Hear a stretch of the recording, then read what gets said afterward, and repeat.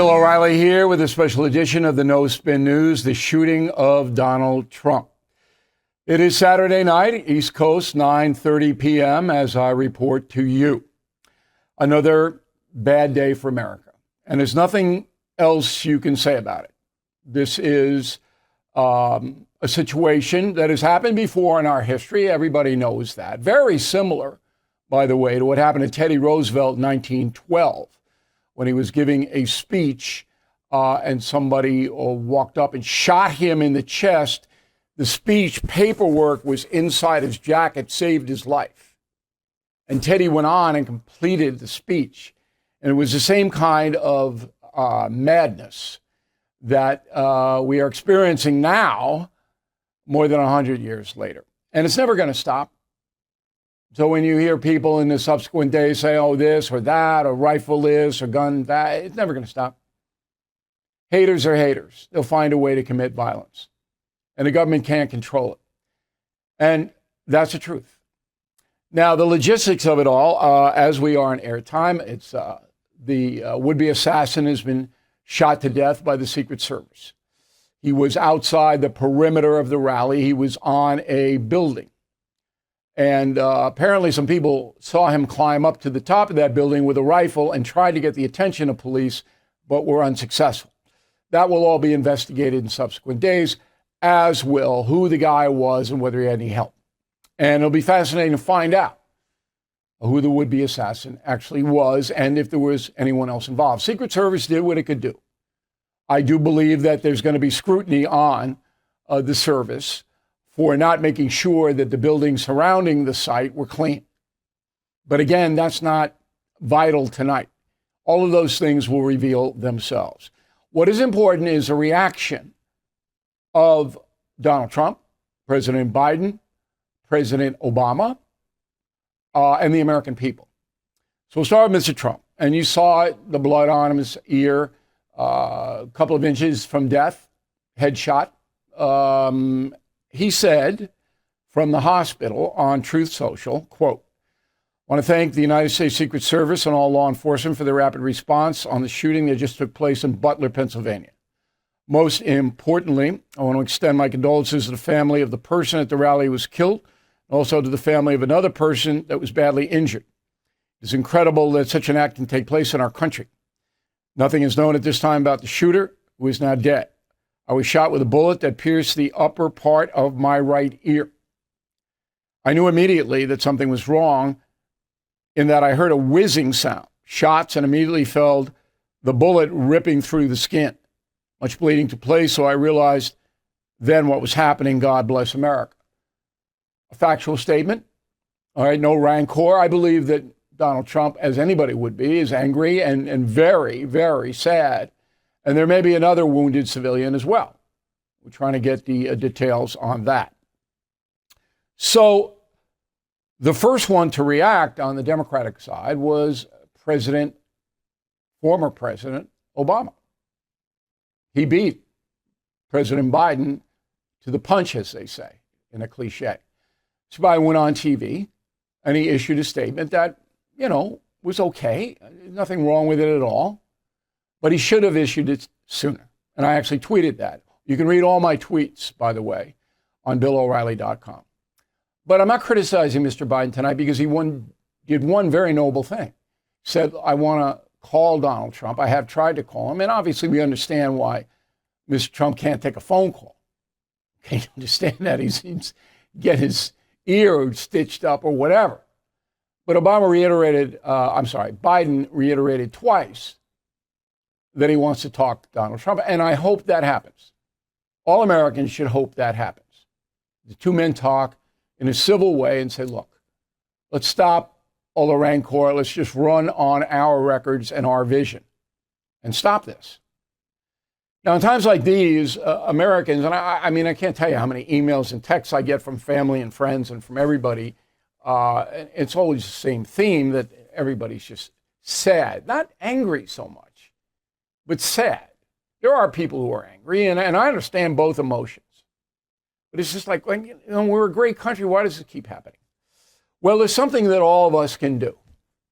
And that's my theme tonight, and it will be all of next week.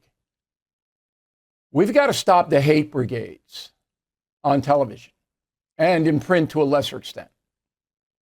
We've got to stop these people. And you and I can do it. We can stop the hate brigades. Now, who are they? And I'm going to name some of them in a moment. They're the people that throw out on both sides, but primarily on the left. Okay, the stack is about 6-1. Terms like Nazi, fascist, racist, anti-democracy, routinely throw it out, whipping up emotions against the individual they are targeting. That is a hate brigade. These people, some of them, are paid by big corporations to hate. Now, I've been doing commentary for 27 years. I don't do hate. I do criticism. I try not to do ad hominem. Very, very rarely will I bring that argument in, because my arguments are usually fact-based or stronger than the arguments against me. I win the debate almost 99% of the time. As you know, you guys have been watching me for a while. But the haters go on and they try to destroy the opposition. All the MAGA people are idiots. All right? They're beneath contempt. If you like Trump, I'm not talking to you. You can't work in Hollywood if you like Trump. These are the haters. Okay, so let's get specific. MSNBC is the most hateful network in the history of the United States. It is run by Comcast, NBC News. Comcast is a very profitable corporation out of Philadelphia. Its CEO is a guy named Brian Roberts, who I hear is a decent man. But Mr. Roberts allows hatred every single day, pays for it on MSNBC. The primary offenders on that network are a woman named Joy Reid, who is branding people racist almost every hour on the hour, in my opinion. Lawrence O'Donnell, for years, brings a level of scorn to anyone he disagrees with politically. He's a horrible person, in my opinion. And there are others too. But those two consistently do it. Reid and O'Donnell. Now, Brian Roberts is responsible for that. Not Reid and O'Donnell. They're making big money doing it. Selling that hate. Comcast writing a check. How about ABC News? Their nightly news is responsible. Good Morning America, responsible. How about The View? A lot of hate. And the chief cheerleader of that hate is Joy Behar. And she has been doing this for decades. Decades. And she gets a check every week from Disney, which is run by a man named Bob Iger. Okay? Iger is apparently okay with Joy Behar, who's been there forever. Hating, hating, hating, hating. Am I wrong? Then we go over to CNN. Two names. Jim Acosta. Is there anyone who hates Donald Trump more than this individual? On and on and on and on. They had to move him out of the White House because he was so hateful and put him on a weekend. And a woman named Abby Phillip. Ms. Phillip's specialty is branding people racist. She did it to me. Just like Joy Reid. That's her game. We disagree with you, you're a racist. Okay? CNN has a new CEO, an Englishman named Mark Thompson. Now, CNN's brand is ruined. Okay, Mr. Thompson's not in there to save it. He just laid off 100 more people. They're not coming back. And the reason they're coming back is because they can't out-hate MSNBC. So the far-left loons who want this stuff, they go to MSNBC because MSNBC is more hateful than CNN. So CNN's left with no one. And that's why I've never seen lower numbers. It's just incredible what's happening over there. How about Lynn Cheney? Lynn Cheney, about as hateful a person as you could possibly get. The voters of Wyoming threw her out 3-1. How about Jennifer Rubin? You know this woman? Washington Post. She's a pundit on. You don't get more hateful than that woman.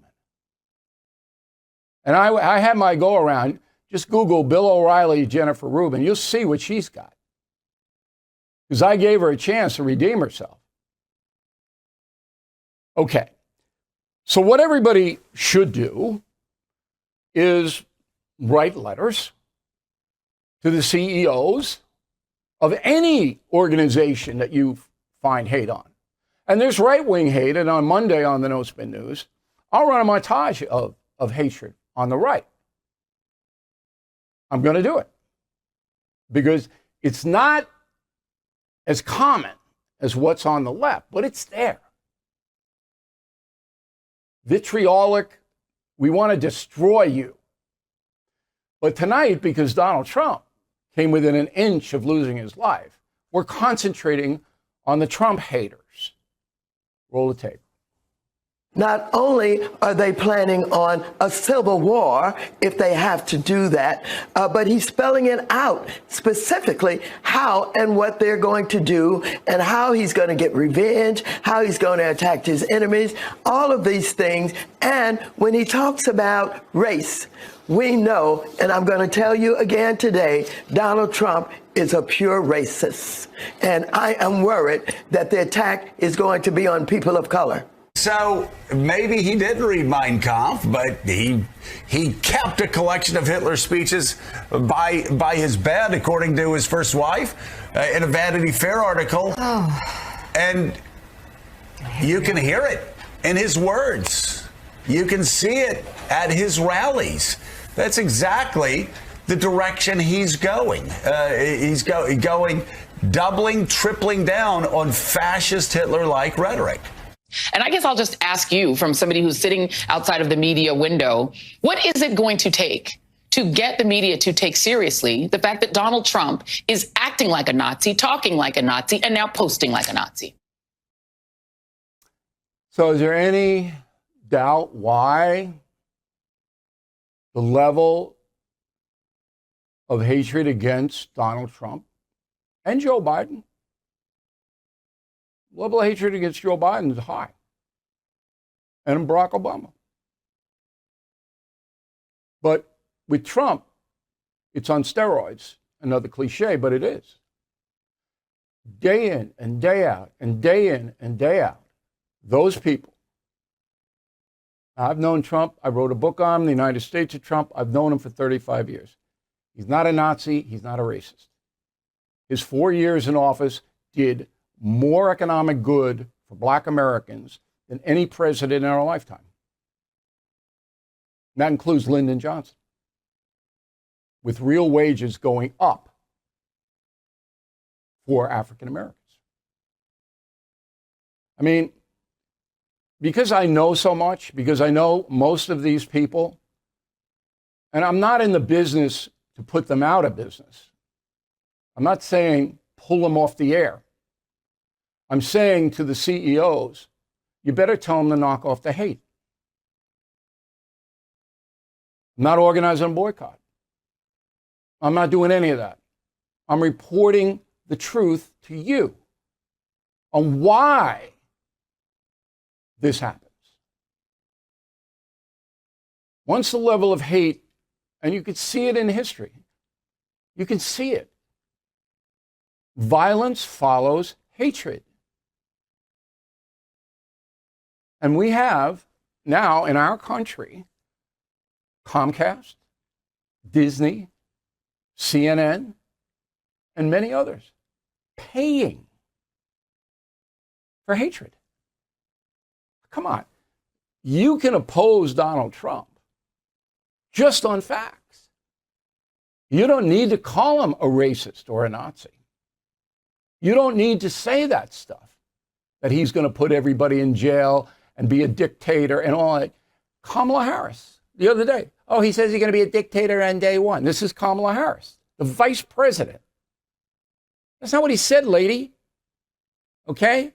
He said he's going to be a dictator in taking out the executive orders that Joe Biden signed that Trump believes are harming the American people.